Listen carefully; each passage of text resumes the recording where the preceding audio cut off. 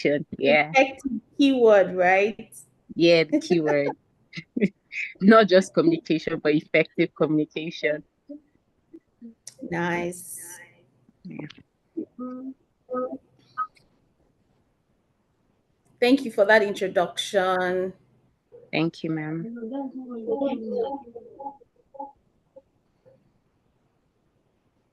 So who's going next?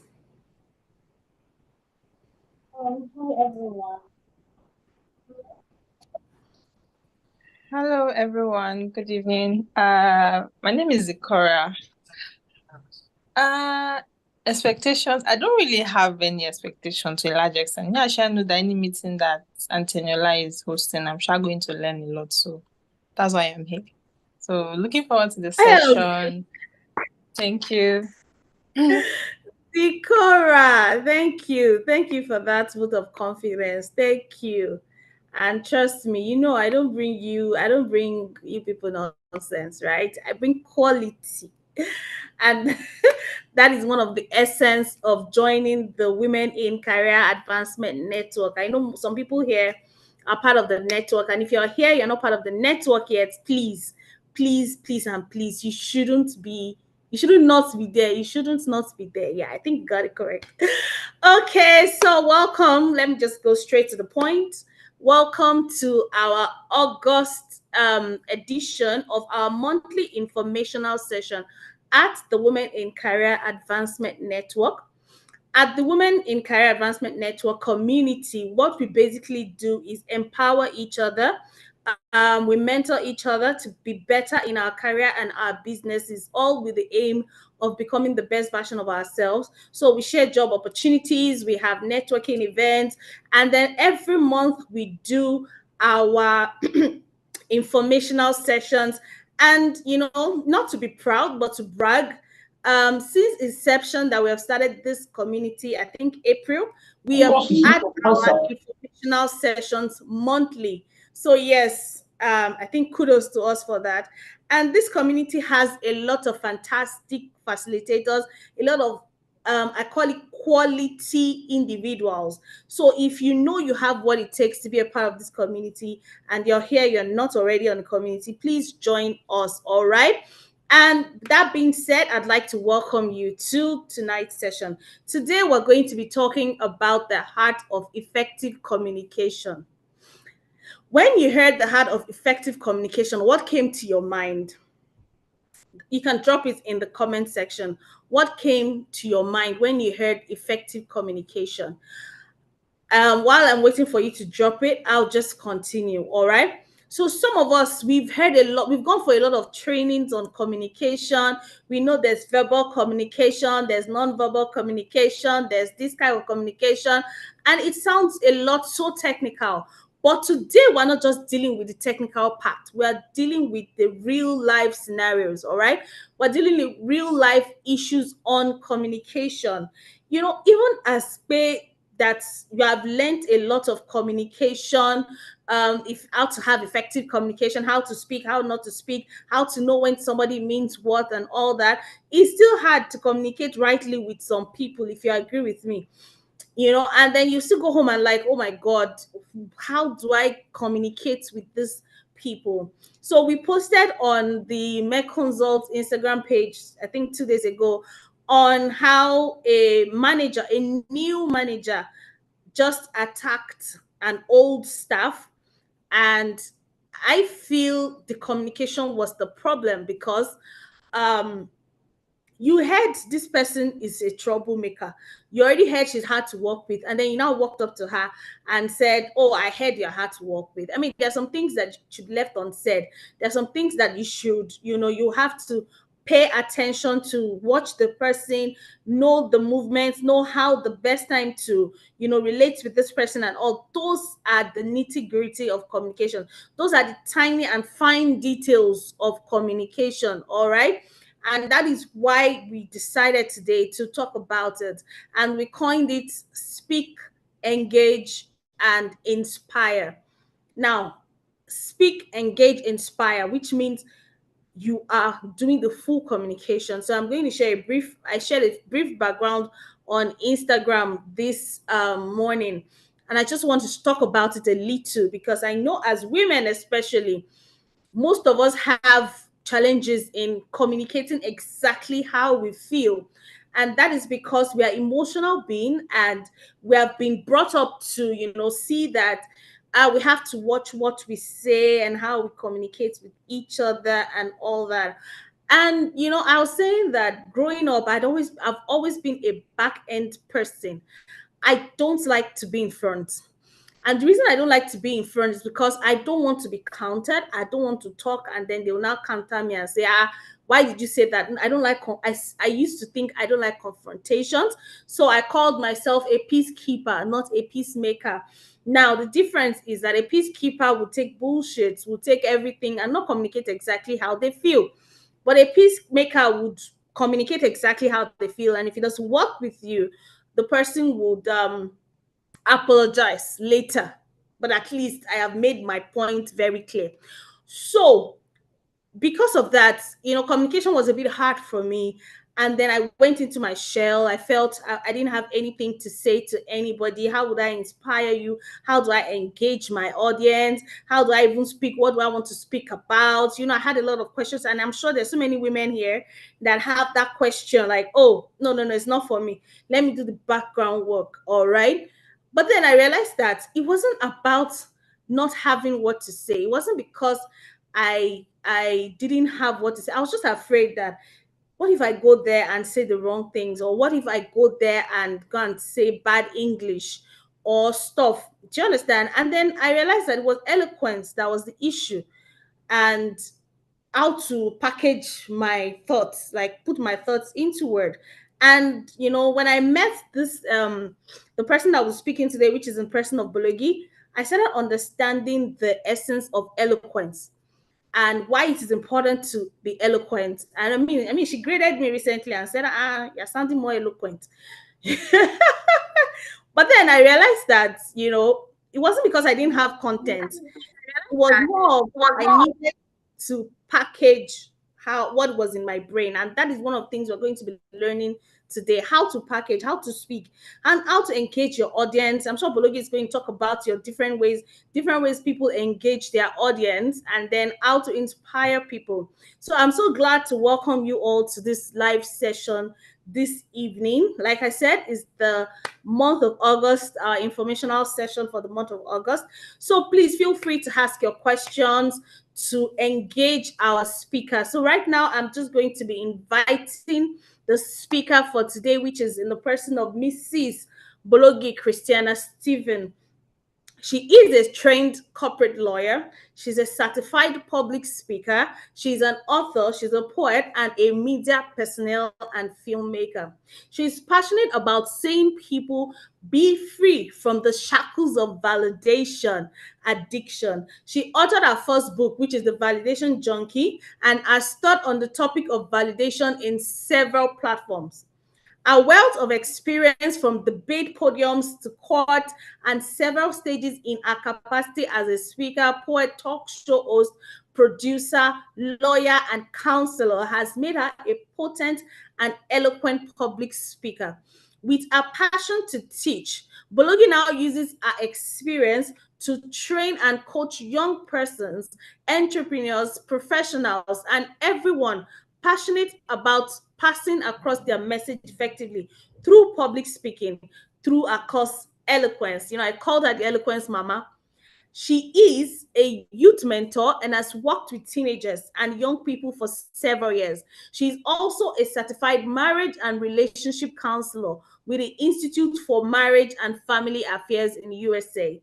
Bologi Stephen is happily married to her husband, my brother, and together they are blessed with two fantastic children. Now, with all that you have, with all the excitement that you have and all, please go to the comments and just drop a welcome for our guest speaker for today, Mrs. Bologi Stephen. Trust me when I say Bologi is an eloquence mama. She speaks. You can read, you listen to her profile. She is amazing. So please, ladies, listen attentively, ask your questions, and don't miss out. So, Bologi, over to you, ma. Hello, everybody. Good evening, good afternoon, depending on where you're joining from. Thank you, Mrs. Peters, for having me. Thank you for putting this platform together. It's really great to have, women come together and empower each other, especially in the workplace. So thank you for WeCan. It's an amazing platform. Hello, everybody. Like Eniola said, my name is Bologi Stephen. I want to crave your indulgence before we start this session. By the way, everything I'm doing, it's interesting to speak on public speaking because you can sense that your audience is kind of judging you. Like, let's see the person that's teaching us on speaking. Let's see how she's doing. So everything I'm going to be doing is part of, learning and preparing yourself to engage an audience. I see your welcomes in the comments. Thank you very much. I should say right now that I have a baby beside me and no help. So in case you hear some cooings, in case I have to take a 1 minute, 2 minutes break to just attend to her, please bear with me. It's part of the things that we women in career, get to deal with at some point if you are a mother. All right. So thank you again for having me. I'm going to go straight into it because we have a number of things to discuss and I'd like us to cover as much as we can. I can see the number of us here. I know some people are joining on YouTube. However, because I can't focus on two places, I'm mostly focused on the Zoom session. But please, for those in YouTube, feel free to engage as well if you're joining us live. Okay? So as we start, I would like to ask us something very quickly, just to gauge some of us, gauge where we are, know how to go ahead. Can you please put in the comments on a scale of 1 to 10, what level would you say you are as a speaker on a scale of 1 to 10? Don't be modest and don't be overambitious, if you get what I mean. Just be realistic. Okay, Biodo, thank you very much. I can see you said 4. That's not a bad place to be. This session will take you to a comfortable level.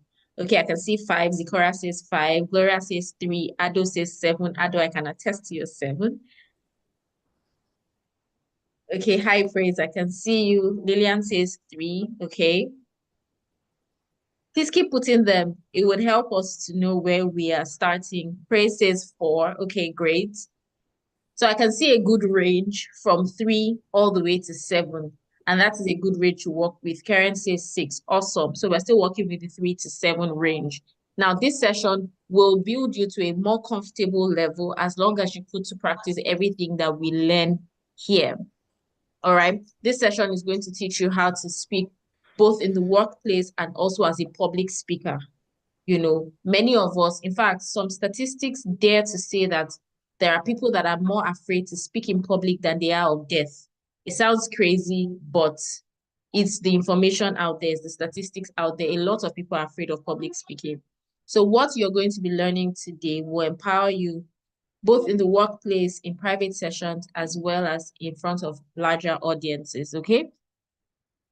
On social media today, I shared something while I was talking about this session. I have a 3-year-old son and we relocated to Canada last year. And so his accent and his vocabulary is not quite fully Canadian, but it's no longer Nigerian. You can see the transition. Sometimes it's sad. And one day he looks at me and says, Mommy, are you mad? And I mean, for the Nigerians here, the first thing you think. Imagine asking your mother, Mommy, are you mad? Forget the accent. Mommy, are you mad? So at first, the Nigerian mother in me, okay, I see you, Pastor Biodun. That's awesome. It's a great place to be because, like I said, it teaches you all around. So my son says, Mommy, are you mad?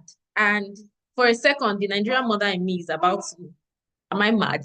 And then it clicked that in this climb and for the kind of things he's been exposed to, they refer to anger as being mad. So he was saying, Mommy, are you angry? Not, Mommy, are you mad? Like roaming on the street madness. And that's what goes on with a lot of us these days. We say one thing, but the receiver hears another thing. Now, in this case, it's not the fault of the 3-year-old boy, it's culture at play. So a lot of times culture comes into play, but sometimes it's communication problem. We're not able to communicate effectively.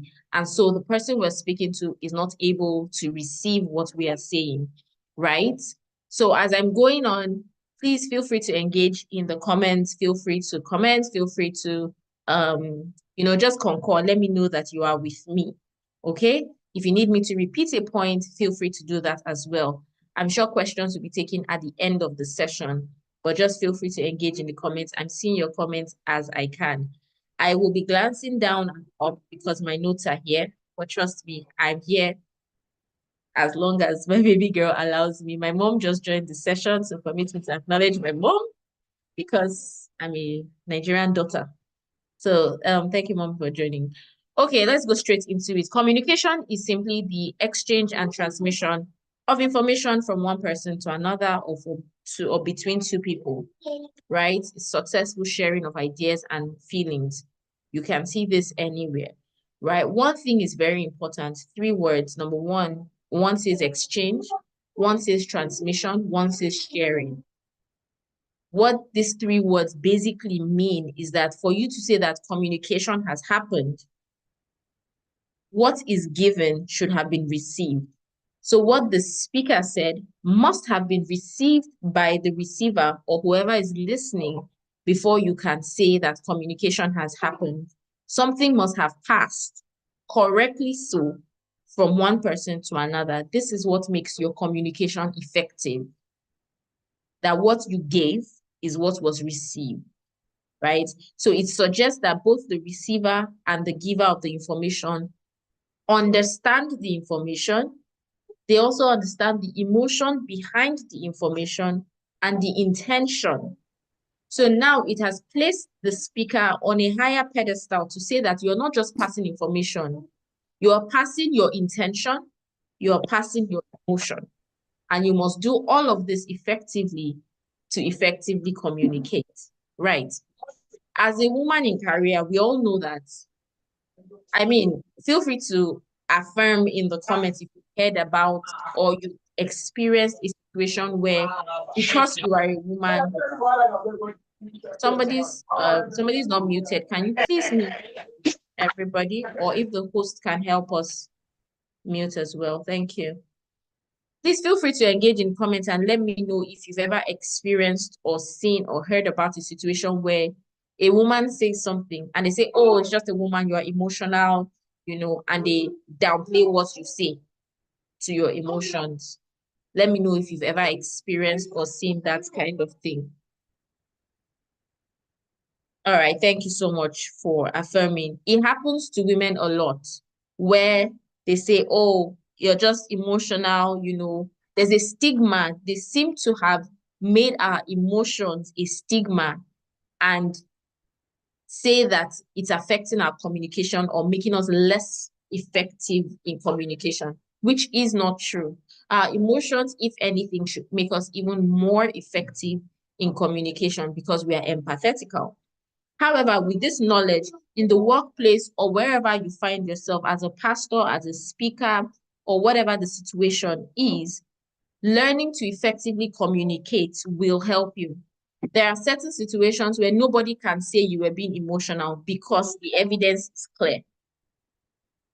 Everything you said, how you said it, what you said is open and clear, and every reasonable person knows that you communicated effectively. Exactly. They'll say that woman. Exactly. Now, effective communication will help you in pitches, it will help you in presentations, in interviews. Some of us, our resumes do justice to what we can do. And then you go for an interview and they ask you this dreaded question, tell me about yourself, or any other thing. And either the body language you present or whatever disqualifies you. So effective communication will help us. And I'll give us a little assignment at the end of the session. So please stay till the end. Exactly. There's a talk show that my husband and I watch, and the main host of that talk show, in fact, I'll just say it, Arise News. There's a what's trending that Ojinika Upe usually anchors. And for a period, she was not around. And they used a couple of people to stand in for her. And I remember the first or second person that they brought in, she was speaking the words, but her body language, you could tell that she didn't belong on that seat. It looked like, oh, this is not my seat. They just borrowed me this seat. And her body language was clear. So sometimes you're speaking the words, but your body language is not helping you out. And we'll also talk about that. So effective communication will help you in marketing, in reports, in sales, one-on-one meetings, appraisals. Some people you're doing well, and then some companies have appraisals. And they call you in to defend your good work. And because of lack of effective oral communication, you can fall behind in your appraisals. Some other benefits, problem solving, you get better at it, decision making, business relationships. There are some business relationships that are birthed and maintained by effective communication, better productivity, and all of that. Now, there's a lot to learn about communication, whether we're talking oral, written, formal, informal, public, private, all of that, which we cannot go into in this session. Register for eloquence on a lighter note. But what I've done in today's session is I've broken down some key things to look at along the lines of the theme, which is speak, engage, and inspire. So in speak, we're going to be looking at what you are actually saying, the words coming out of your mouth, how to make that better. That's what we'll look at in speak. In engage, we'll look at audience, how to carry your audience along, how to keep their attention, and all of that. And then in inspire, we'll look at the content of what you are saying, how to make your content even more persuasive. There are certain things to do to make your content more persuasive as you speak. Okay? Are we together? Let me know in the comments if we're still together as I tell you this brief story and start on speaking. Now, a few years ago, I think actually like 10 years ago, I was part of a project at the Nasarawa State University, yes. There was this stage play production. It was a book that the author was going to launch by doing a presentation of the stage play and all of that. So I got involved with it. That was not my school, but I got involved in the production. And there was this young man that was also a part of the production. And he was so eloquent. The way he speaks, I don't want to say spoke because I believe that he still speaks that way. It was so good. It wasn't a false accent because you can tell a false accent from a mile away. But he was just really good. And we got talking and I engaged and I'm like, how do you speak so well? You know, what's your exposure like? I'm very intrigued by things like that. And he was like, oh, he's never even left Abuja, you know. But he would listen to journalists, he would listen to news, both local and international. He will pick out words. When they pronounce a word, he will repeat it, he will repeat it, he will repeat it. And he decided that he will start to speak like that. And his friends will laugh at him, you know, but he kept doing it until it became second nature. I'm sharing that story to let you know that no matter where you are now, you can speak better. Actually speak better. I'm not talking about the body language and all of that. I'm talking about your choice of words, your pronunciation of words. You can do better if you intentionally decide that you will. Also, if anybody here, have you ever listened to Chimamanda Adichie speak? You know, I don't agree with her on all things. And so I wasn't really listening to her. And then once or twice, I sat down and listened to this woman give a talk. And I'm like, no, she is a good speaker. If you've listened to Chimamanda Adichie speak before, please let me know in the comments. And in one word, describe, thank you, said calmly and her words are alluring. Do you realize that Chimamanda Adichie actually reads? Her accent is natural. She just speaks well. She actually reads. When you see her, you can see that she has written her speech. And that is another topic entirely for people that read You don't just give right points. I have notes, but my notes are points. I'm not reading. But Chimamanda reads her speeches, but you don't get that feeling that somebody is reading. So she has written her speeches as though she was speaking to you. Her intonation, the stories, conviction, choice of words, they are so intentional. They are so good. And they keep you listening to her. I give this example to say that when you are a good speaker, you will get people to listen to you. I sat down one day and listened to this session for, I forget his name now. It was an hour, 30 minutes that I didn't plan to. But because this man was so good and he's a comedian, I listened for the whole speech and I was very impressed. And we can all get there with trainings, with intentionality, and with practice. Now, when we're talking about speaking, I hope my daughters, Apostle Selman, thank you for saying that, Zipporah. You know what's funny? And as you can see, I'm engaging with you. I do have notes. I'm going to get to that, but I want to engage in this class. I don't just want to come here and talk at you. I want us to engage. So I'm taking your comments, and if I need to build on them, I will build on them. I listened to Apostle Selman quite a bit. And last night, maybe because my mind was also on this session, I was listening to him and I'm like, Apostle Selman hardly says, and those are filler words, and I'm going to talk about filler words in Speak. If you listen to Apostle Selman, he hardly goes like, he hardly stutters. And I'm like, what level of excellence in speaking is this? So yes, thank you. I was going to say that and I forgot. So thank you.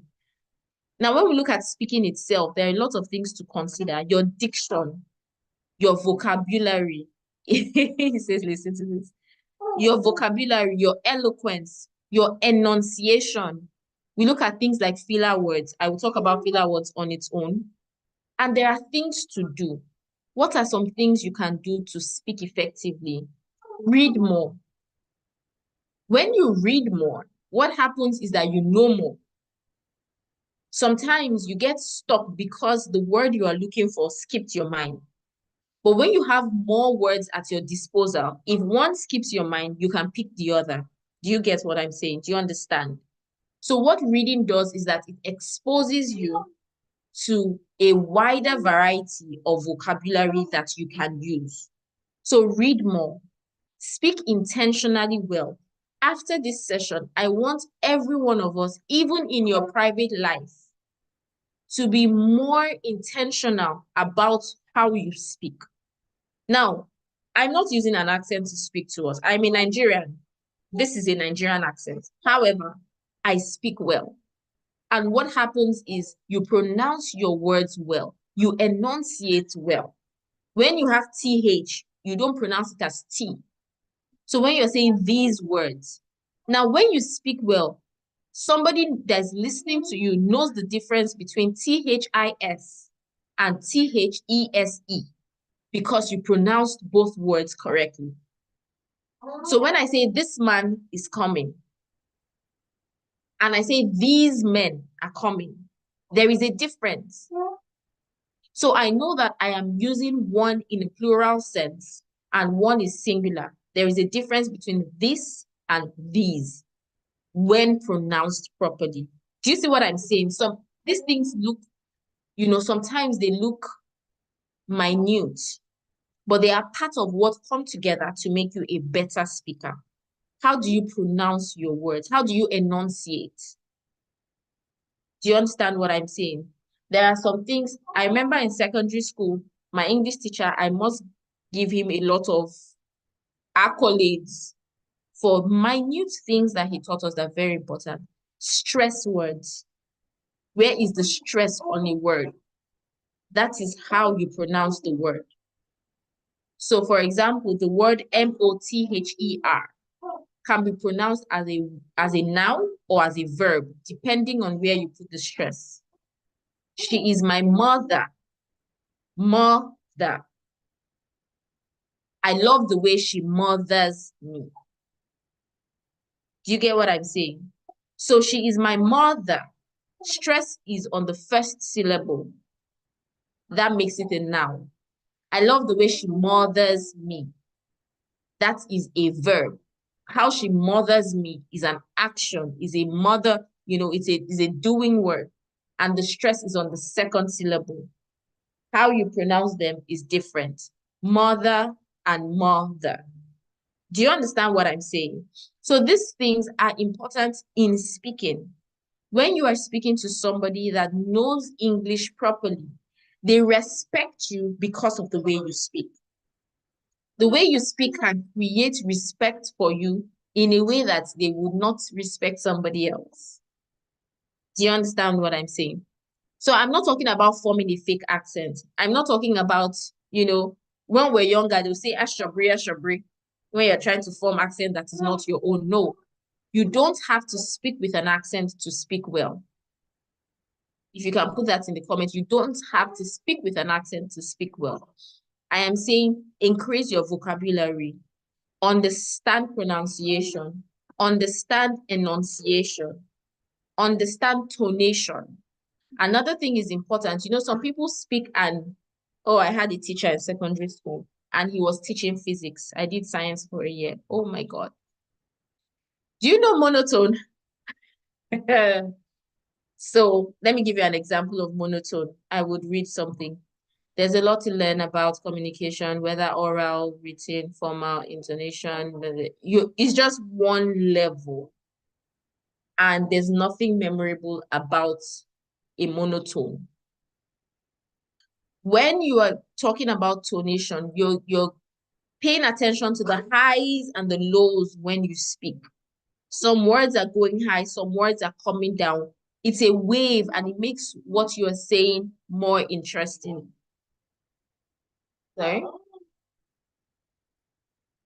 Sorry, I'm back here.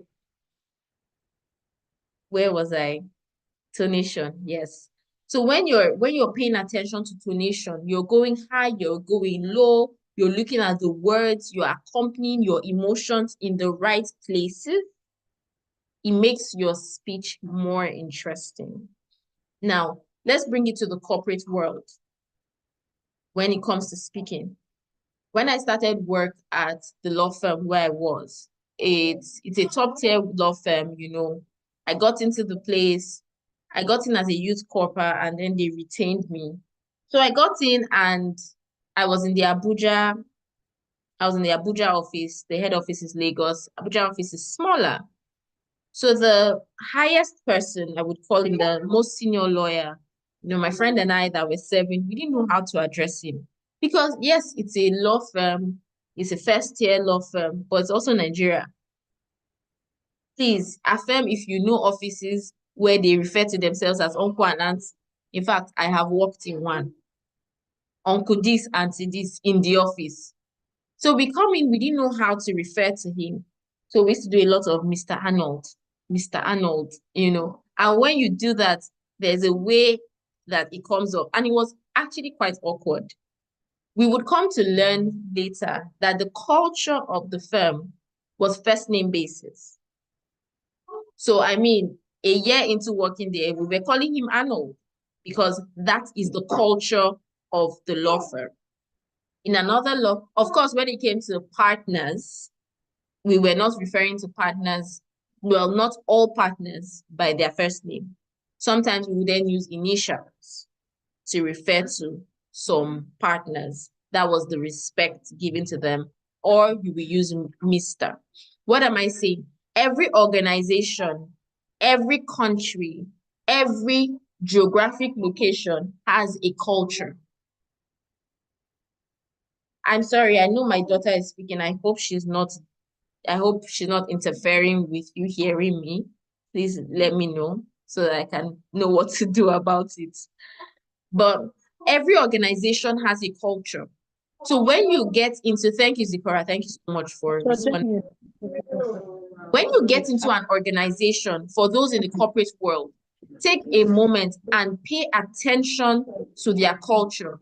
Learn their culture. Learn how they speak. Is it formal basis? Is it informal basis? Understand it. Thank you, Raquel. Understand it, and then find your rhythm within the culture. Now, my husband started a new job when we got into Canada.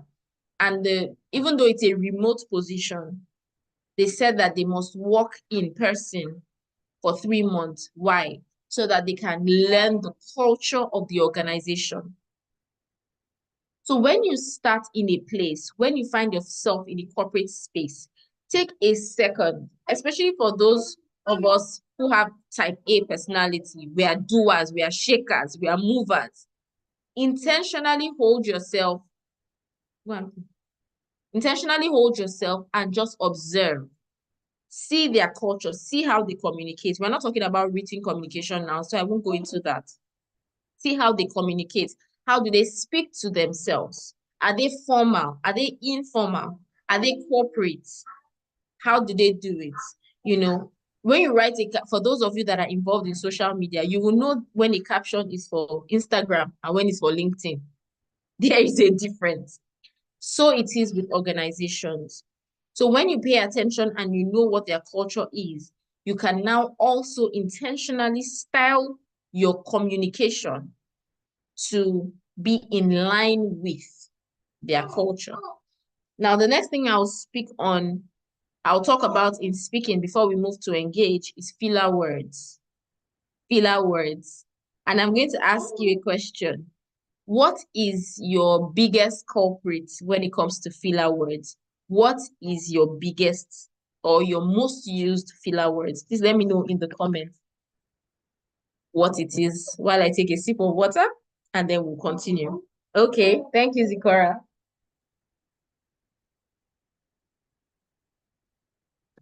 I've seen you get, okay, well, was like, awesome. She gets, as in, awesome. Thank you. Thank you, everybody, for sharing. Now, the first thing I want to say is we will not all be able to get rid of all our filler words. Now, while we're talking about Apostle Selman, using him as an example again, while he doesn't say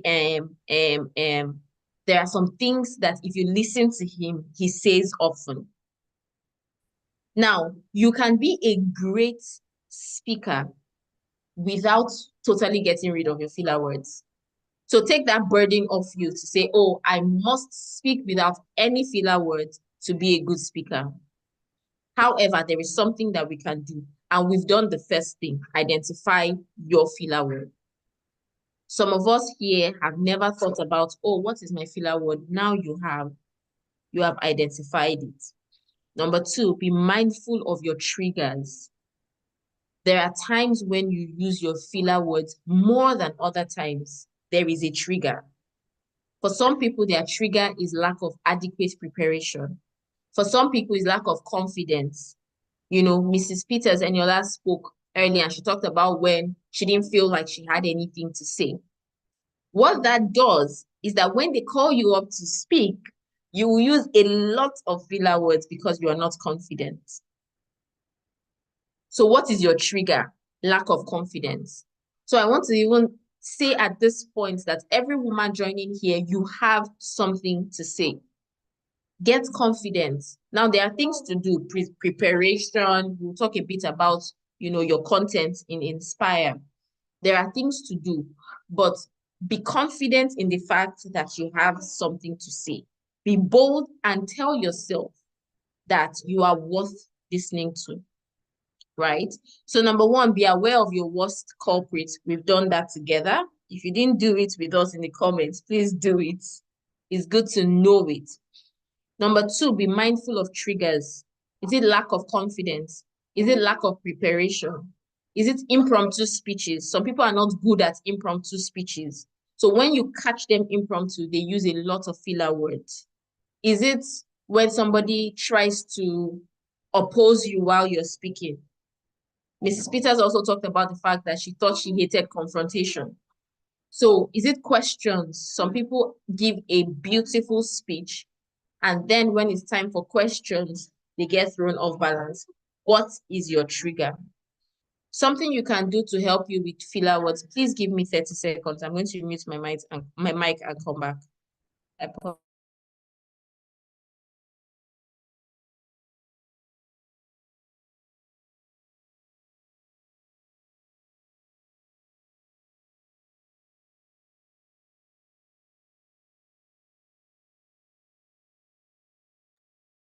I'm back.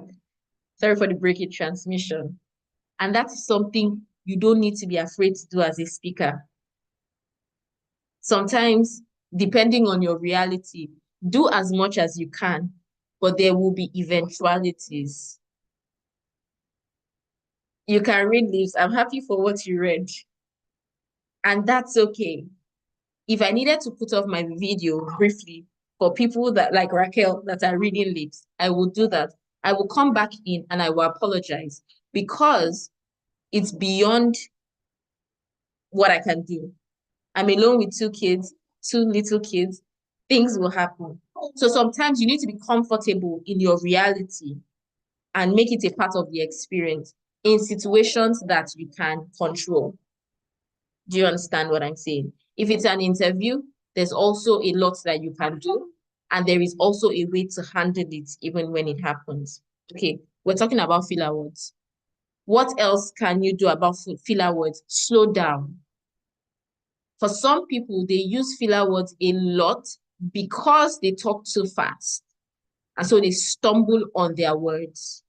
So if you know that you are a culprit of a lot of filler words, because while you may not be able to remove them totally, you cannot and should not overuse filler words.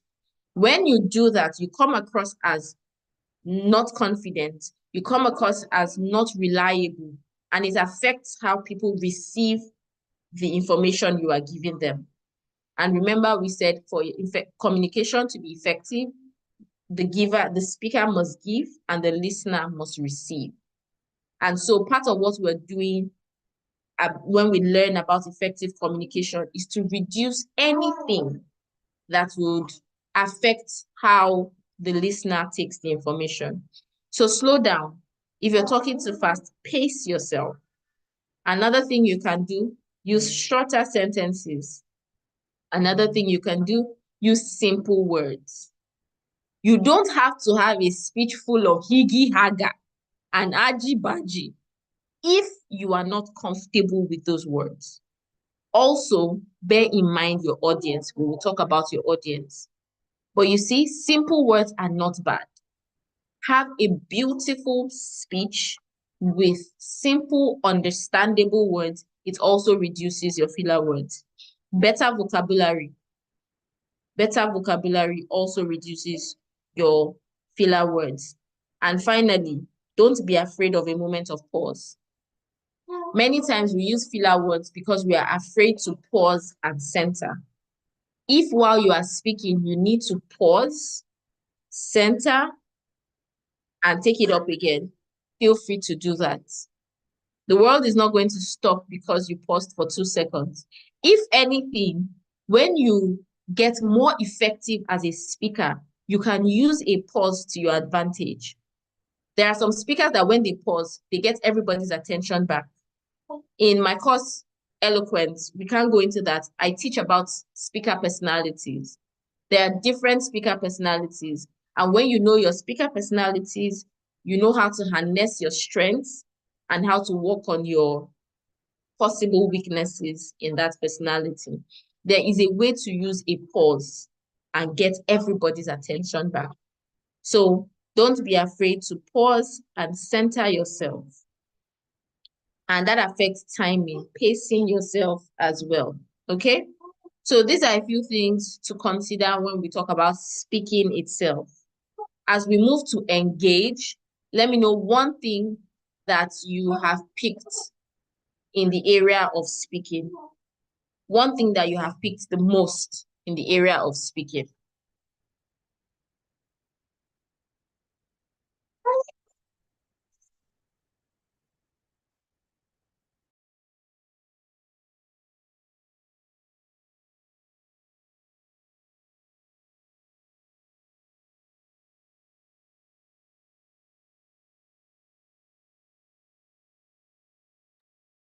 Please put in the comments one thing that you have picked up in everything we've said about speaking, and then we'll move to engaging.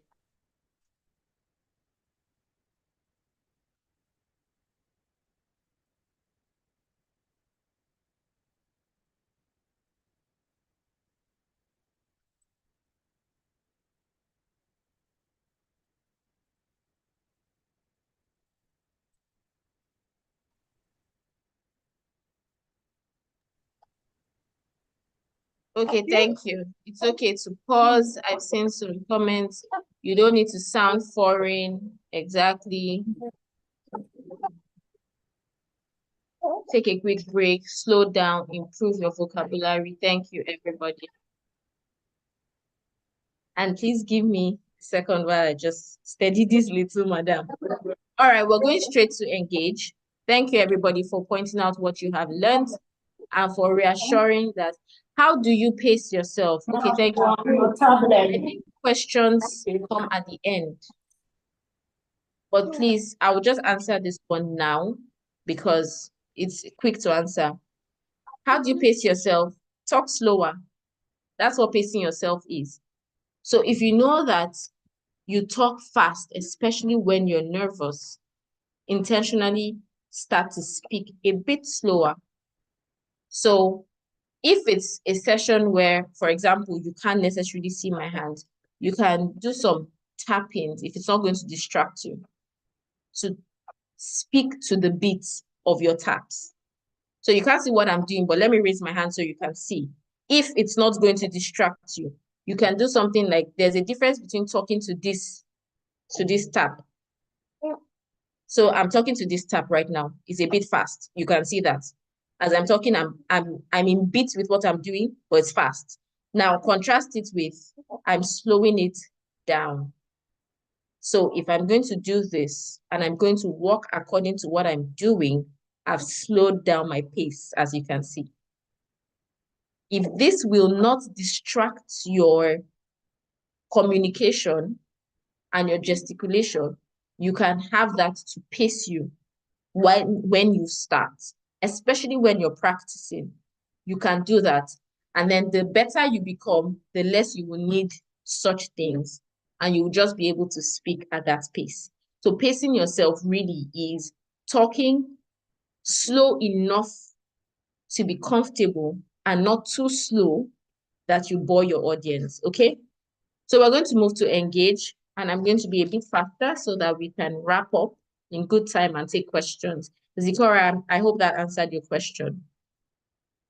Now, when we came and we joined this church, they had this small group session, communicating scripture, where they talked about, for those of us that feel we're called into ministry, to learn how to communicate scripture, as the name implies. So because myself, my husband, my brother-in-law, and his wife are interested in that, we were all in that class. There was nowhere to keep my son, so we used to go with him. So automatically, we sat at the last row at the back. Thankfully, he wasn't really disturbing. And then you know how it is with classes, everybody just gets comfortable in his seat, and that becomes your seat. Now, part of what is required in that class, was a 10 weeks class, is that we had to preach a 10-minute sermon from everything that we had learned about communicating scripture. So it's like a public speaking class, but particularly for scripture. You understand what I mean? And we found that when we were doing our session, because we're at the back and it's just a clear vision to our seats, we were using ourselves to center ourselves. Does that make sense? And that is something that I have taught in my public speaking class. When you have an audience, especially in physical sessions, you have in your audience, you have your nodders. I call them your nodders because they are the ones in the audience that go, hmm. Do you get what I mean? They are smiling, they are following, they are nodding, they are with you. It's very good to identify your nodders. There are some people that just look like, can you finish and get out? Their face is not very encouraging. There are different kinds of people in your audience. It's a bit more tricky, obviously, in virtual presentations. I think I talk a bit about virtual presentations, but I mean, like I said earlier, what I'm doing is what I'm teaching. So part of what I'm doing when I'm asking you, what have you learned the most? If you've experienced this, because nobody's video is on in this class. As much as I would love to see your faces, I know that you may not always be able to. Even if I could put off my video, I would, just because of, my current reality. So I understand that in virtual situations, videos will not always be on. So how else can I engage you? When I came into the class, after acknowledging the person that brought me here, the organization, simple courtesy, very important, especially for guest speakers, guest pastors, acknowledge and appreciate the person or the organization that has invited you. Now, another thing you can do, what did I do? I asked you, what is your level of speaking? That did two things for me. It engaged you, but it also gave me information to know who I was dealing with. Two birds with one stone. As the class is going, I'm asking, are you with me? I'm asking, oh, have you experienced this before? Let me know if. What have you learned? I am engaging you and I am getting feedback. Now, without bias, I'm just speaking it as it is. There are some people that will never say a word in this class. We're about 19 here. And that is okay. I know my nodder in this class. I can't see you. Your video is not on, but you people also know my nodder. Tell me my nodder. Tell me one of my nodders. Let me not say my nodder like it's only one person, because to be fair, this class has actually been very engaging and that has been good. I appreciate you guys for, engaging and responding. Thank you very much.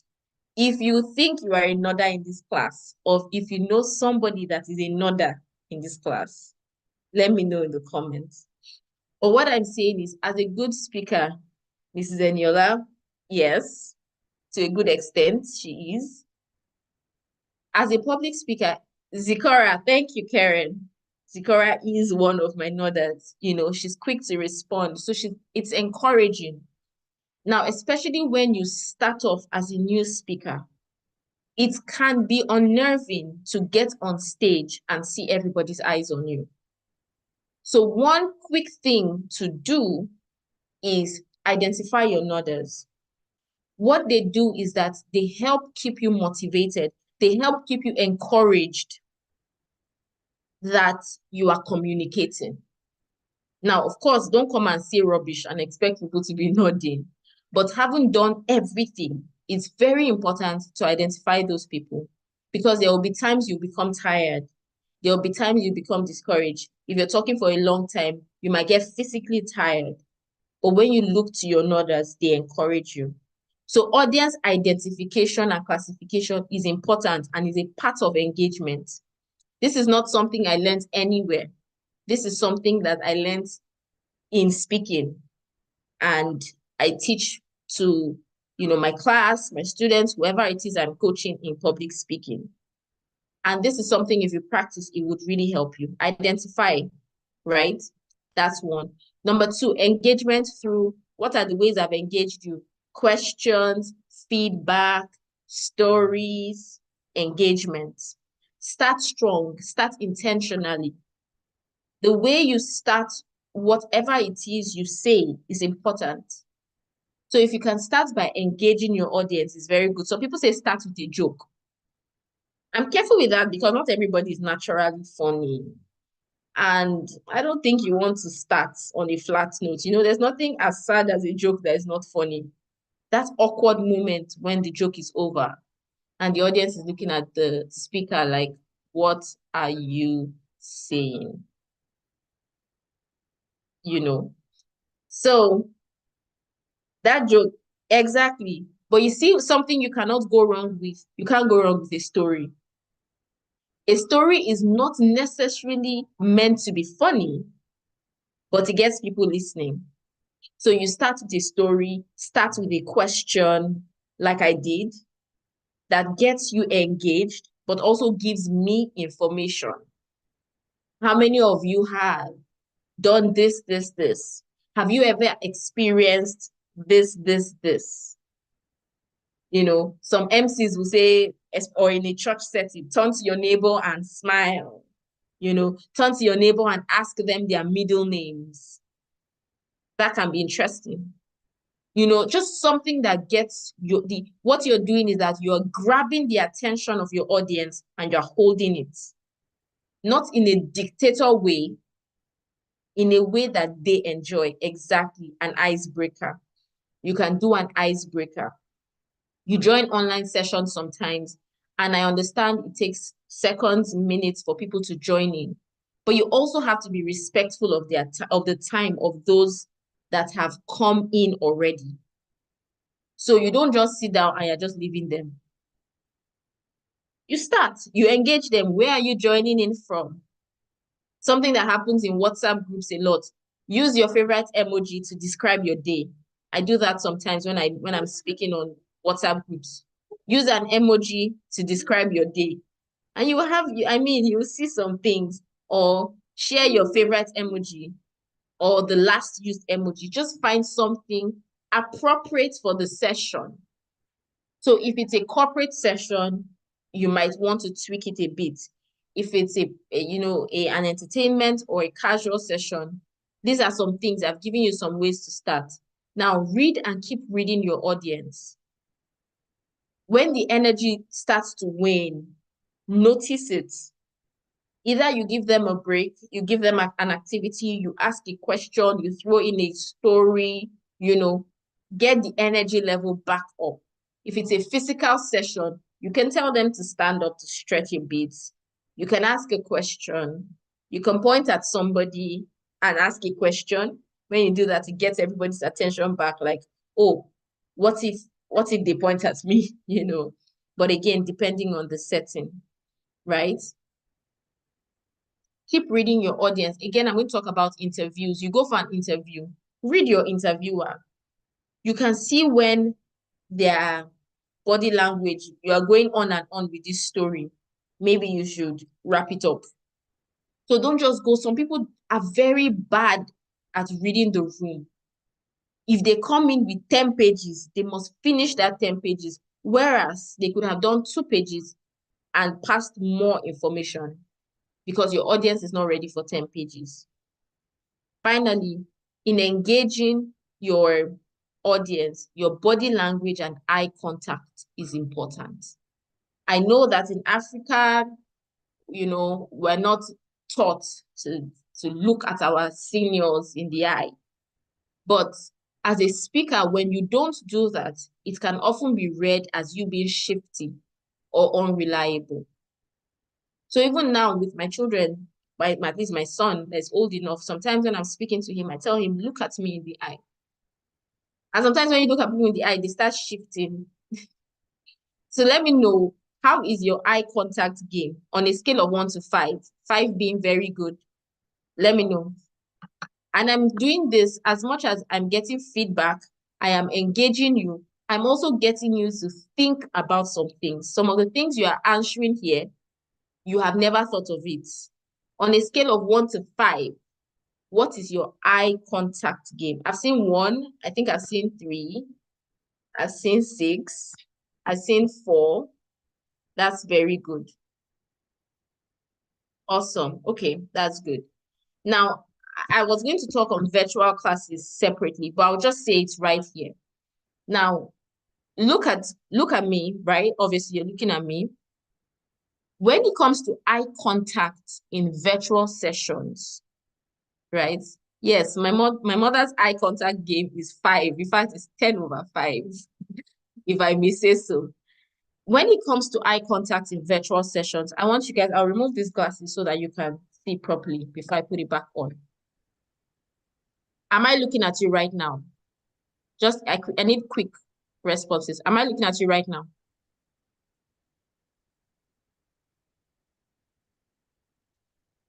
Am I looking at you right now? Okay, I've seen yes. Awesome. Now, am I looking at you right now?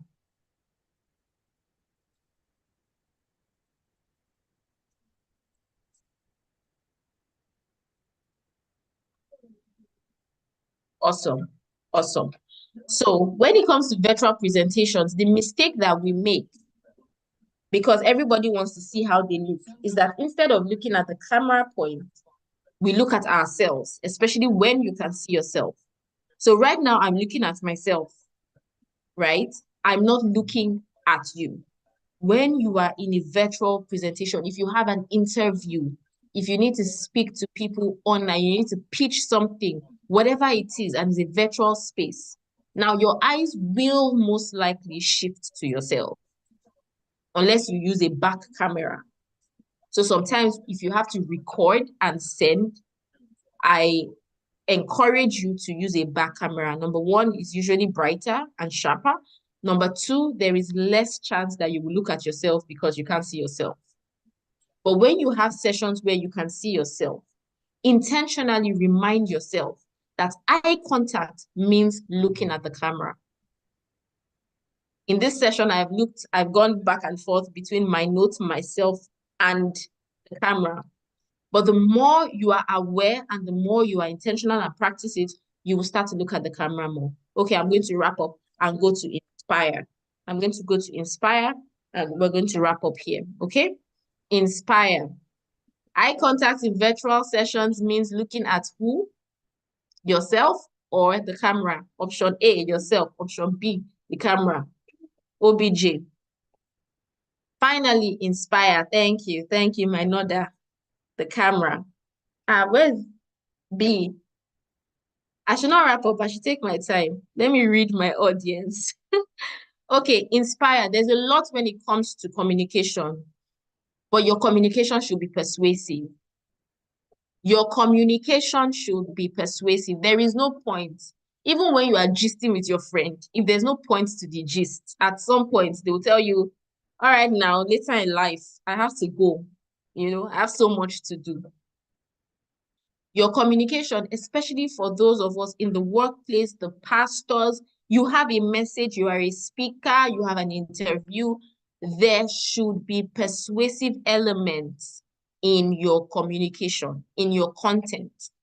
So take time to prepare your content, and your content must have at least 3 of these things. There's also Kairos, but there are some other things. We won't go into that. But these 3 are the most important. Number 1 is ethos, ETHOS. Number 2 is pathos. And number 3 is logos. And this is where we will start to wrap down. Okay.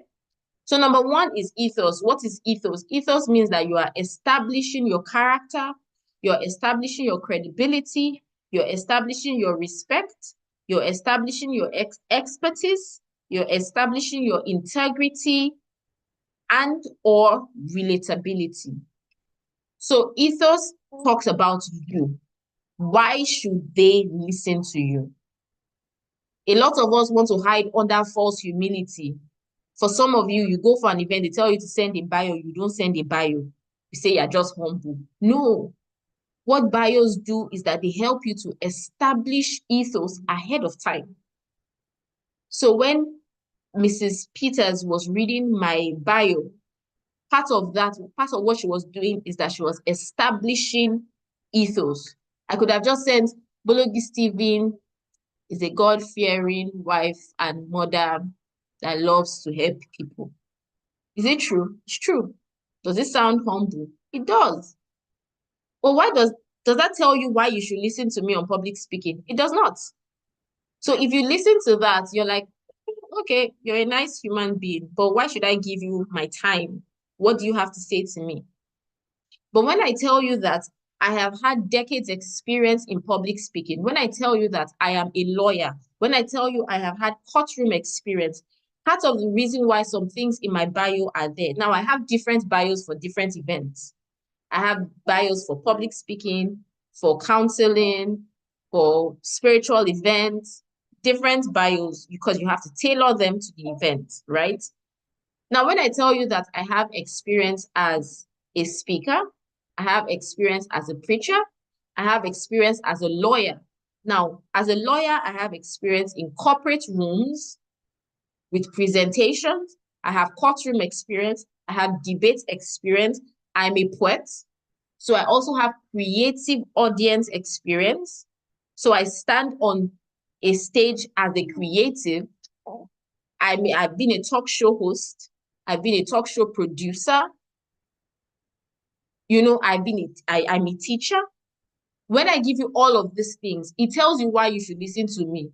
Because I can tell you with confidence that most of the platforms you will speak on, I have had an experience. So I'm not just a good speaker, I have a variety or a wide range rather of platforms that I have spoken on. I have established ethos.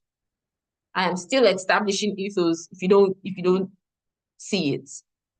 So find a way to put it in. Be intentional about it. I'm saying this especially as women and women in the workplace. There's a way sometimes you tend to shrink. I know we're not doing that a lot these days, but it's important. I'm telling you, if you don't know already, know now that you need to establish ethos. If it's a situation, if it's an event that allows you to use a bio, please use a bio. So after this session, some of you need to craft your profiles.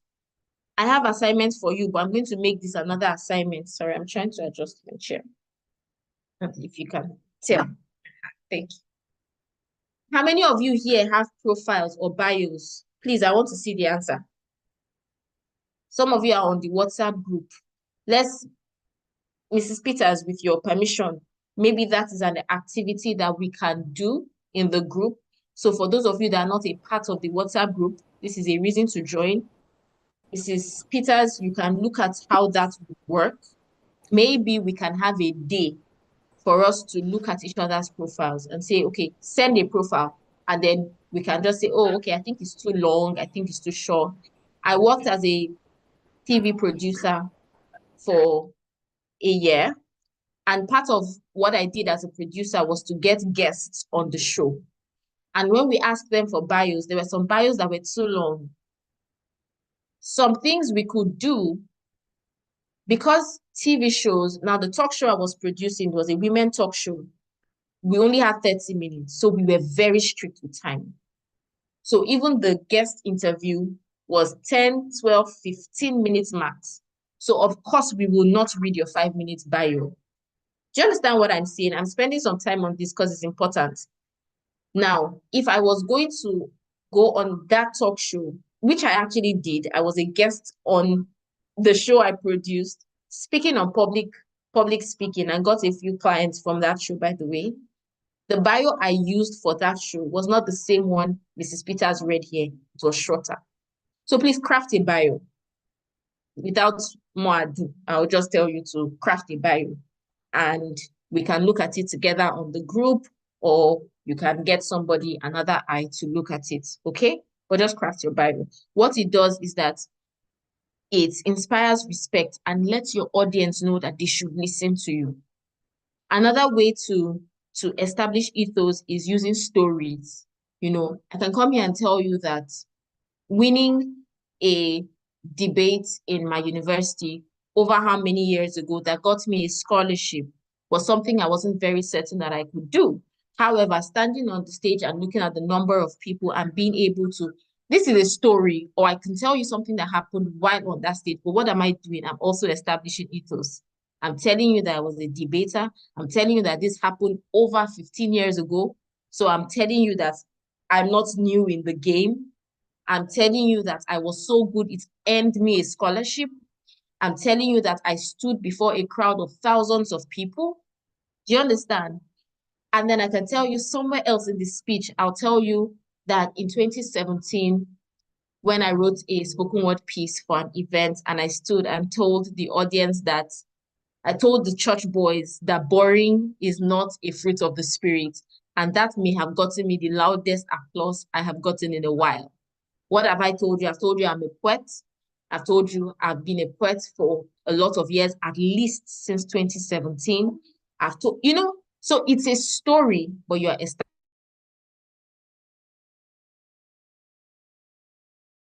establishing ethos. Now, depend on the event. Talking about interviews a lot because of the platform we can, right? So I'm going to touch on this when it comes to interviews. Sometimes what you can do in answering some questions is to use a life situation. Let me give you an example and then we'll move to pathos so we don't spend time. They ask you, what do you believe is your biggest strength as a person, right? And you go, I believe that one of my biggest strengths is my ability to work in a team and bring everybody together.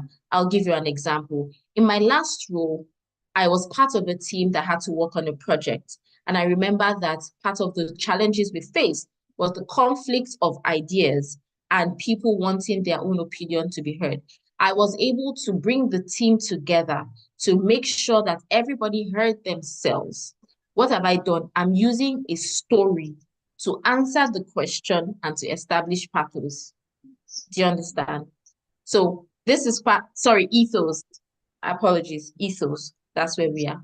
And we're going to move to pathos. Pathos is emotional appeal. What pathos does is that it creates connection. I've said a lot of stories in this session because stories are a strong way to establish pathos.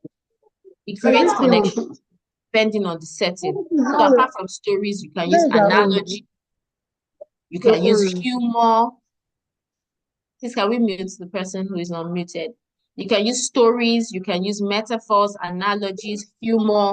When you get people to laugh, you create a connection with them. If you are funny, if you are naturally funny, I'm using that caveat because you don't also want that awkward moment. Okay. Visual aids, you can share your screen if it's a virtual session, or you just use visual aids, body language as well. There are some body languages that are closed. And the interesting thing about body language is that people don't know how much body language influences them. Now, I'm also a filmmaker. So part of the things I'm learning in filmmaking, my strengths are writing, acting, and producing. But I can't do this well without having an idea of the job of a director. I don't feel like my core is a director. So what I've been doing in my maternity leave, I've been watching a few videos and taking a few courses on directing. And part of what you learn is how lightning and body language can communicate a lot to your audience from your actor without saying a word. So if you see somebody staying like this, I've communicated something to you. As against doing this, do you agree? Just that body language. You see those two pictures side by side. They have said different things. So your body language obviously is important. Now, number 3, logos. Logos talks about the content of what you're saying. Now, I can be the most eloquent person in the world, but if I don't give you quality, you're going to log off. Apart from the fact that you are here because I'm eloquent, can you see how I'm also chipping in confidence in who you are? I'm saying practice, slide it in, especially in interview, be confident. But you're here partially because I'm eloquent in what I'm teaching you, but you're also here because I'm giving you content. I'm giving you good content. So logos is the logical and intellectual appeal, whatever you're saying. So even though there is an emotional appeal, and this is where sometimes women will fall short, and then they use phrases like "na woman." Yes, you have the emotional strength, but have you taken time to also build your logos? Is there intellectual appeal in what you're saying? Is there logic? Does it make sense? Is it teaching them something? Or are you just going on emotions? Is there coherence? Is there a flow to what you're saying? Is there quality in your content? Is there evidence where necessary? Is there a call to action? In your content development, research, prepare, know your audience. I know that this audience now, I have professionals. I know I have spiritual leaders. I know that Weekend is made up of women in career or women striving or aspiring to grow a career. I have a vague idea of our age demographic here as well. I can see people in their early 20s up until my mom in her 60s, but I'm not counting her really. I know people are in their 30s, in their 40s in this session. It will help you. If you're speaking to a purely Gen Z crowd, your content will be different from the content for a Gen X crowd, for example. So spend time in your logos. Final tips as we wrap up in like 3 minutes, and then we'll take questions. Number one, I said this over and over, but I'll say it again. Know your setting, know your audience, know the organization. If you're going for an interview, research on the organization, research on their culture, research on how they show up. It would guide you. It determines the application of a lot of these principles. You can't speak at a sober event and just come in throwing jokes and say you are trying to engage the crowd. As a lawyer in court, there are certain things you can't do. Do you understand? So knowing your setting, knowing your audience, knowing the situation will help you know what to do and what not to do. Appearance matters. Appearance and presence matters. Again, some things about presence is linked to your speaker personality, and we will not be able to go into that. But your presence matters. How you show up matters. Your ability to command respect by your presence, and you can learn it, right? Before everybody joined, Eniola and I joined first, and she made a joke about having to put makeup for a session in the night. For most people joining in from Nigeria, this is, I respect it, this is 9:30. But she still had to, clean up. I didn't draw my brows today. I just took my children to the park, did some mommy duties, and came back. But I intentionally put a bow in my head, packed it back, drew my eyebrows, put color on my lip. Not because you will not listen to me, or not because my content is less if I don't do that, but how you show up matters. Please pay attention, women. How you show up matters. Now, I'm not saying overdo. Even if I didn't draw my brows, if I just look put together, because some people don't use makeup, but do you look like you put thoughts into how you look? Do you look put together? Is your outfit rioting? Can you combine things? Can you look presentable? These are things that are important. Appearance and presence matters. Virtual presentations, I already talked about your camera, eye contact in virtual presentations. Next thing, your setting. Your setting can be simple. There should be some thought in your setting. Your lighting is important as well. My husband just joined. Hi, husband. Your lighting is important as well. Can they see you? When it comes to virtual presentations, face the light. Don't back the light. Always face the source of light. So in my house right now where I'm using, there is a window this way. There is a big window this way. There is a light above me. So sorry, this man just distracted me for a few seconds. Yes, I saw you. Thank you. Your goal has been achieved. All right, back to the session. So face your light. Face your light. Face your light. Okay? As much as possible, try and have good network. Some things are beyond your control, but give thought to your network. If possible, have a backup. Eye contact, we talked about that. Smile from time to time. I believe I've been doing that.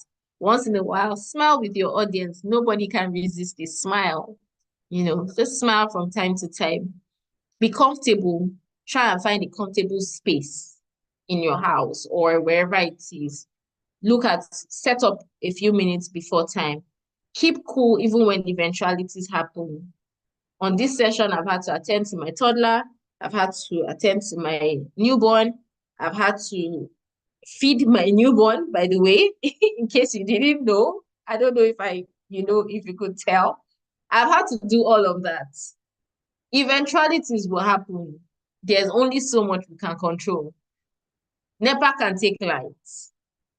My husband and I host relationship and marriage sessions on Instagram. And I remember there was a session that we hosted. NEPA took lights. The generator didn't come on. We literally just used the other phone as touchlight and kept it pushing. I haven't done all to stand. Just stand. So sometimes eventualities will happen. Brave it up with a smile. The what you can control. There are some eventualities that if it happens, right now, you would be like, no, this person didn't prepare. Do you understand? There are some things that if it happens right now, right here, you will know that I just wasn't prepared.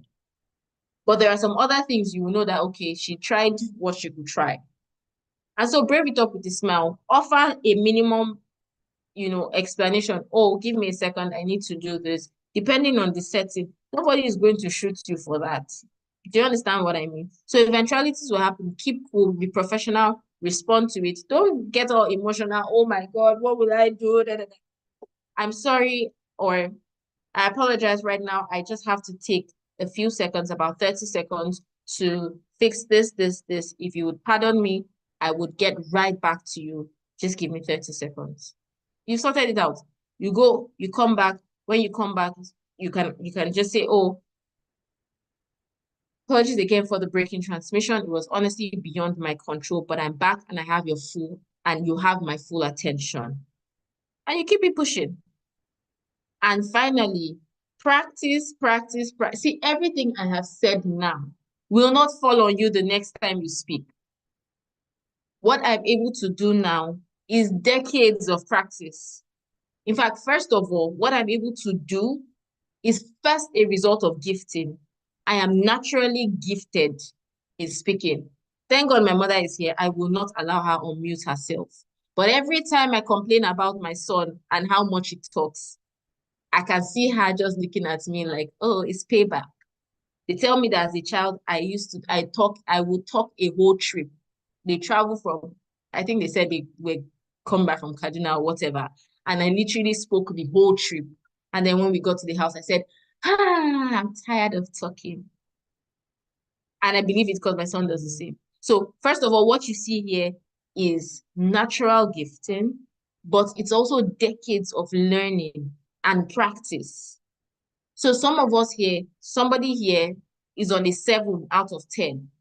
So you're doing well. And the more you keep doing, you've learned one or two things in this session you implement that will take you to an 8 or a 9. Do you understand? So give yourself that grace. Pace yourself. The way you're pacing your speech, you're also pacing your capabilities. Don't expect that the next virtual session you hold, you will not look at yourself in the camera. My dears, you will. Even I am. But you will have the awareness that your eye contact is your camera. And so when you look at yourself, you will remind yourself to take your eye off to your camera level. So practice, practice, practice, and grow. And with that, I have come to the end of my session. While the questions are coming in, if any, I will give you the assignments that I want you to do. This assignment is for you to make yourself better. If Mrs. Peters ropes me into reviewing them, maybe I will for the community members.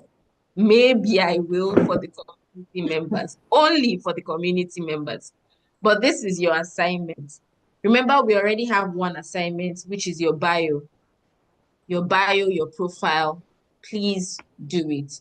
For some of you that are multi-potentialites like myself, who have different expressions, you have the ministry expression, the career expression, all of that.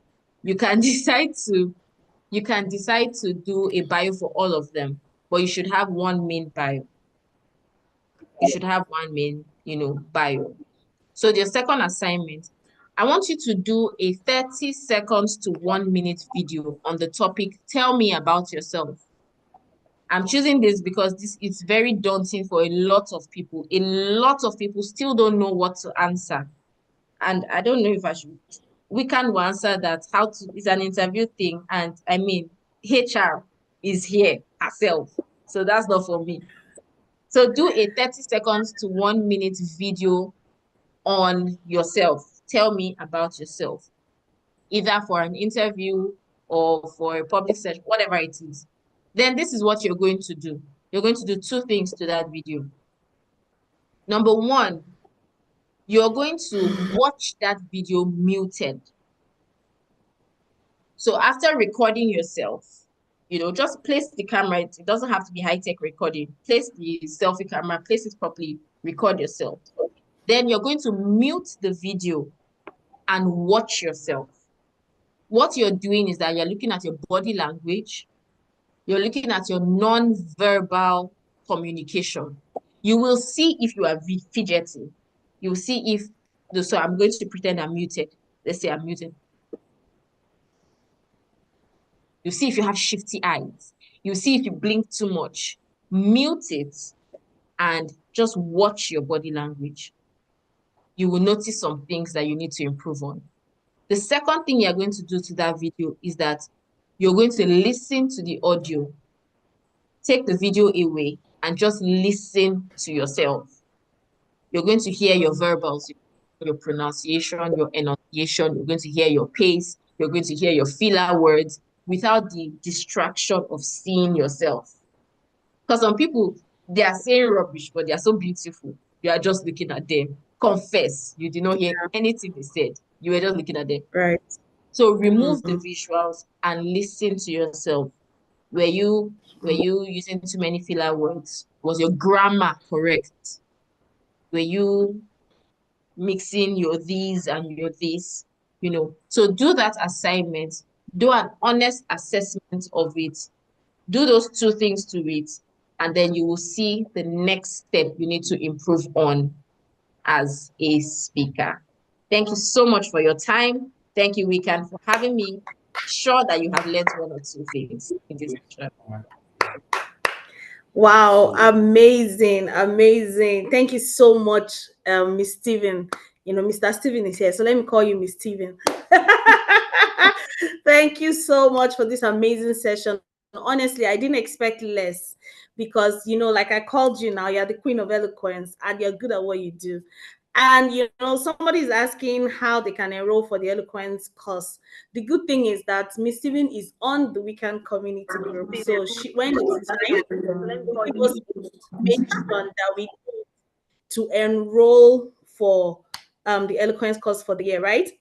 I'm sure it's usually like September, October, thereabouts. So she will definitely share with us how we can enroll for that. Thank you so much, Bologi. It's been a fantastic session. And while you were talking, I just wanted to add there was something that came to mind.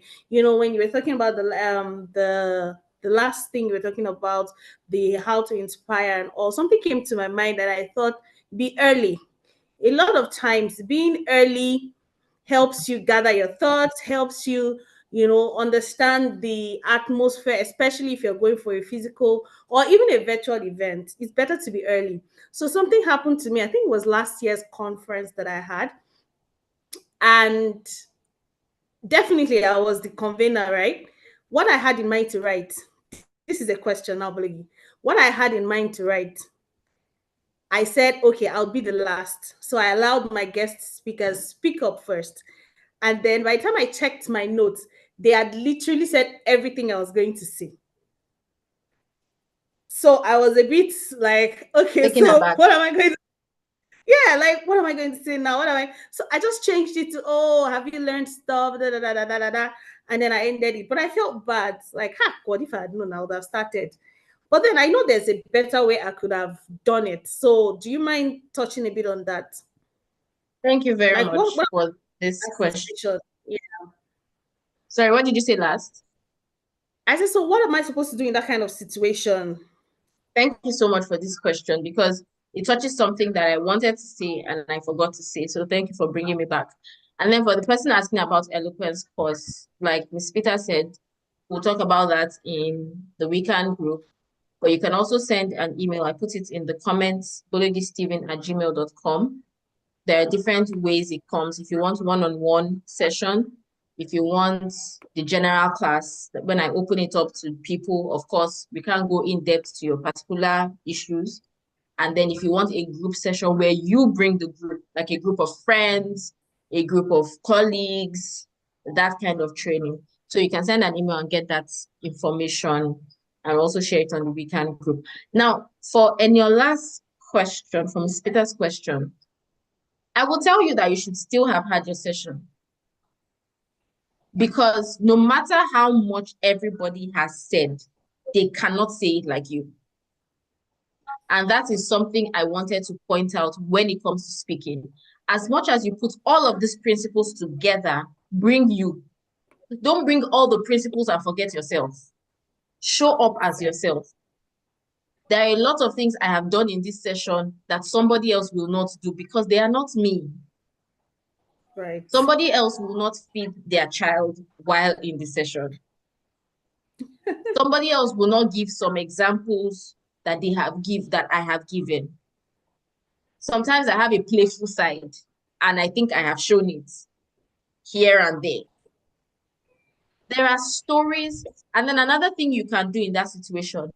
Now, they have helped you with the principles. Thank God. They have saved you time. You can now use stories to buttress. So you come up and your work is to emphasize.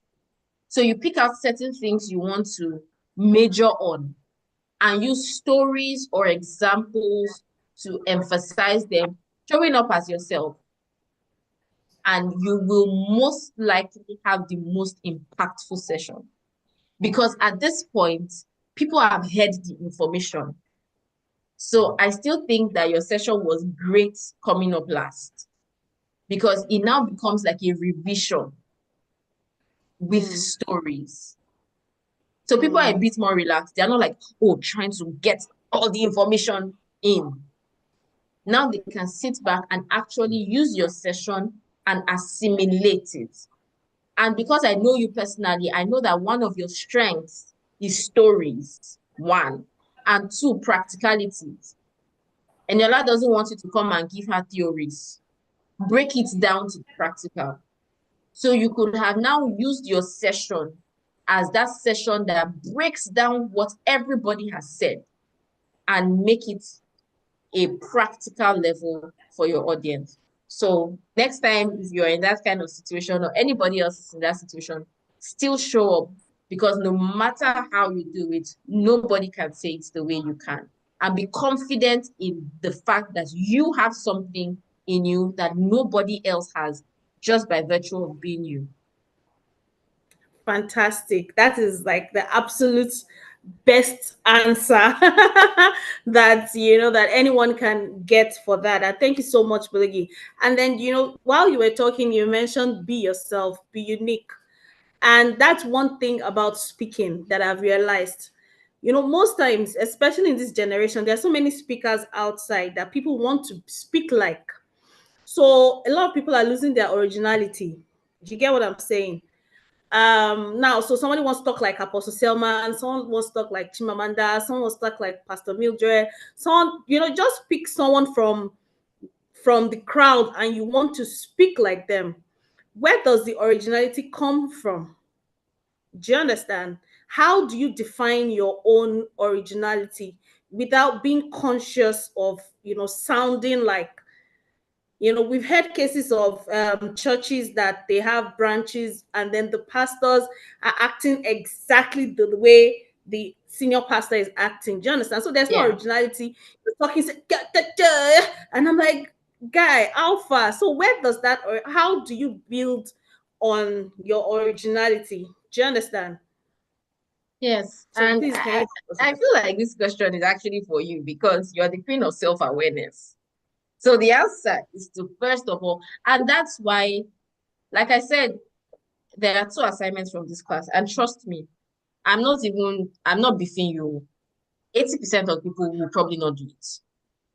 I'm not looking I at know. you biased, because I've been part of classes that I also didn't do the assignment. Because sometimes I feel like I know the answer in my head. I don't need to put it down or record it or whatever it is.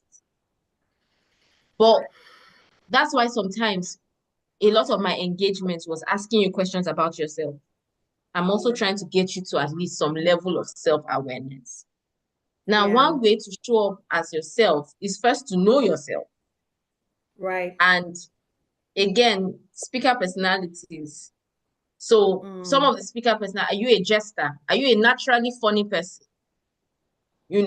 Are you, I'll use Pastor Mildred because you mentioned her, for example. Pastor Mildred is a no-nonsense but funny person. She's funny without trying to be funny. She's just funny because she's real. Enters her pidgin Exactly. English, comes out of her pidgin English. You know that they brought you up as Ajebota. In your house, they prohibited pidgin. When you want to say how you dare, you say how you dare. Then you now say you want to Pastor M because she's your mentor. Holy work. Sorry, I'm being a little more informal because, it's not going to work. You Yeah. can't even speak pidgin. You understand? So I'm saying that for you to be able to show up intentionally and authentically as yourself, you have to first of all know yourself. Know your own speaker personality. Know your own tendencies. Are you an information person? Are you that person they come to when they need information? You are the one with the stats. 80% of people, blah, blah, blah. 25% of people, that is what you do. Funny enough, Pastor Kingsley actually does that, even though he's also funny. He will give you the statistics and add humor to it. It works for him. That is him. He has mastered it. But what you can do is now and another thing to do to be a good speaker that I didn't say is to listen to speakers. Listen to people speak. Now, Right. I talked about Chimamanda at the beginning, and I'll wrap up with this. Chimamanda is such an eloquent speaker, but we have different styles. Like I said, she reads her speeches. I don't read my speeches. I have pointers. But what can I take from Chimamanda? One thing I can take from Chimamanda is that because she writes her speeches, she has thought of the stories she's going to use ahead of time. So I'm going to learn how to infuse storytelling in my method. So I will not write out my speeches like Chimamanda, but I will pick out storytelling from Chimamanda and then fix it in my own style, which is notes that are pointers. So in my notes will look something like point number 1, be yourself. Then I'll write story about Pastor Mildred. I know the story because I've prepared. So while I will not write the story the way Chimamanda will, I have learned storytelling, I have made it my own, and I have included it. And I am now a better speaker, but I'm also still true to myself. Fantastic. Thank you so much, Bologi. I mean, nobody could have done it better. And then, and, and then, as you were speaking, I'm just remembering my journey of how we started this, my eloquence. You have to be eloquent, you have to be excellent. Gosh, Bologi and Raquel, hey, God, those two people. Look at you now. Look at me now. Look at me. But it is important to be self-aware. Like for me, for instance, I think I'm more of a jester. I think that's my personality, and I'm more of a storyteller than points. So Bologi is a point-taking person. I can't read notes. If you give me notes, we are failed. As in, we are not going to get anything out of it. But if it's story, relatable, something that Yeah. I can tell you, and then I can say story from beginning to the end of the story. So it is important, and I would like us to register for the eloquence training so that you can, even if not for anything, to understand your speaker type, like what kind of speaker are you, and everything still comes to being self-aware. So thank you very much, Ms. Bologi. I don't think there are any questions, but I'm just going to give an opportunity if anybody.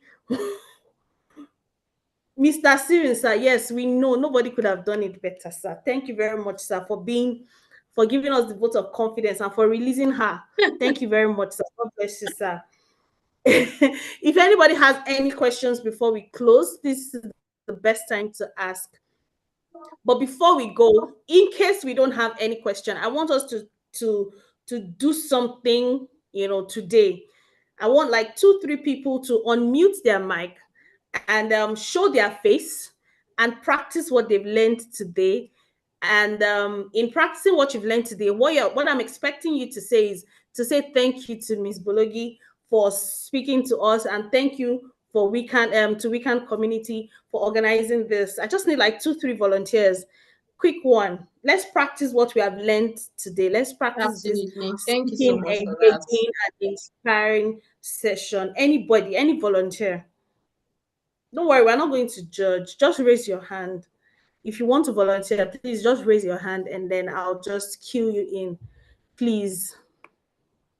If nobody's raising hand, that means nobody has learned anything. Ah.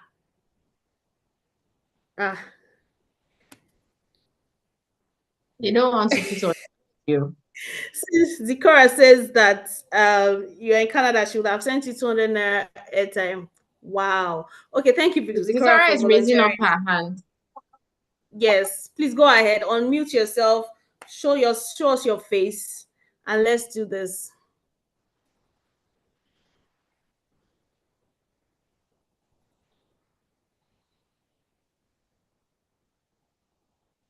Hi everyone. Good evening, good afternoon, good morning, depending on where we're at.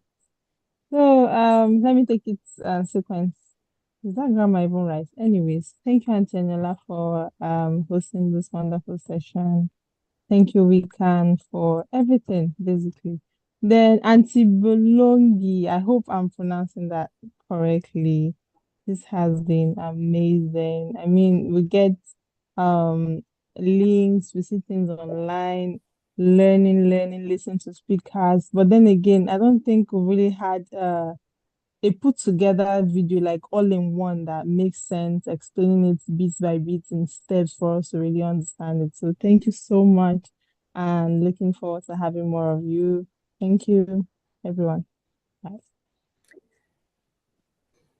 Thank you very much, Zikora. Thank you for Can I the just say confidence. something for Zara, please? Yes, please go ahead. Since she took the step, let me just appreciate a few things. Number one, I like the fact that you were able to work on your background because it was impromptu. You couldn't set up your background. So doing that is good. I would encourage anybody that wants to do that. You find some people doing very, very unreasonable or unrealistic backgrounds. Please don't do that.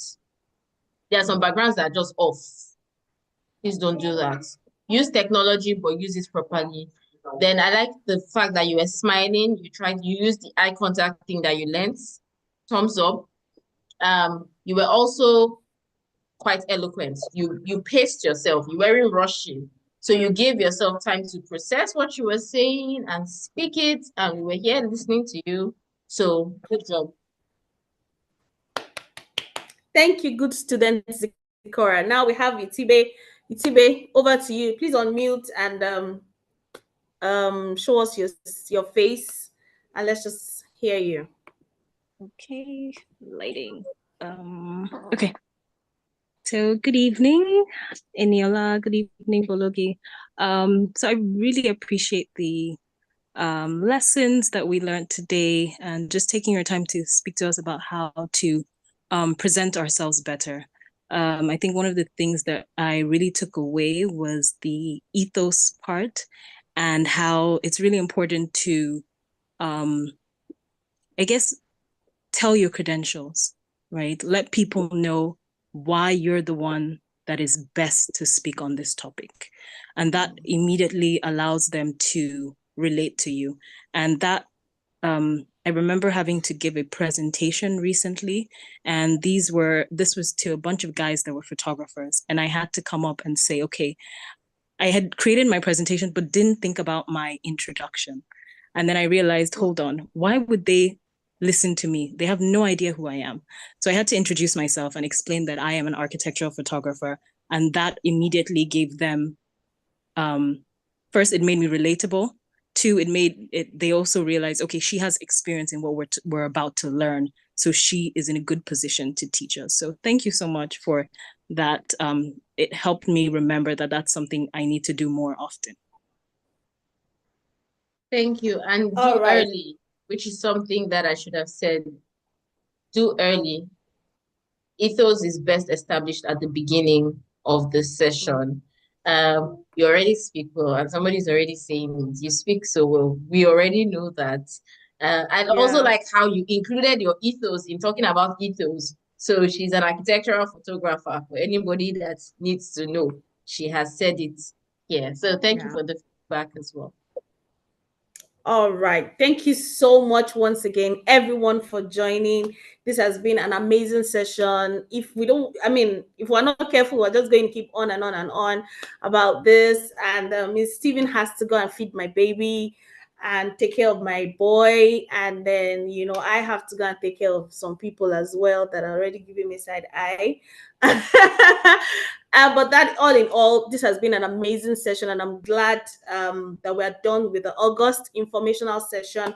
So I put the link to join the weekend community. If you haven't joined, please join. This next week, we're going to be doing our assignment. I've already put it on the group. Everybody is expected to craft a bio, number one. And then now, Bologi has given us an assignment, 30-second video on answering the question, who are you? I know a lot of times when you hear who are you, start saying I'm from Akwa Ibom, I'm 35 years old. This one, that's not the answer. So we're also going to touch a bit on it during the course of the next week, and then we're going to be doing that. So if you know you need this, please don't shy away. All right. Thank you very much, everyone, for joining and staying till the end. Thank you, Miss Steven, for being a fantastic facilitator. Thank you for giving of yourself so freely. And thank you for also pushing out the eloquence class to everyone. All right, that's it for tonight. Thank you, thank you, thank you. And everyone have a good